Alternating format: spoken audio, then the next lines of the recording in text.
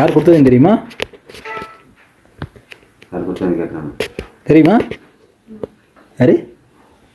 அம்மா. கொஞ்சம் சத்தமா பேசுனப்பே. ராஜ்பாய் யார் கொடுத்தது? அம்மாவா? இல்லை, அம்மா கொடுக்க. எங்க அம்மா? அம்மானா கொடுக்க சொல்ல.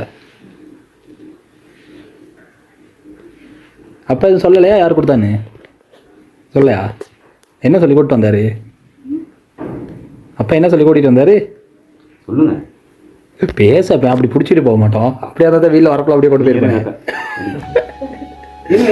சொல்லுங்க. இருங்க, நீங்க இருங்க. தெரியாதா யார் கொடுத்ததுன்னு?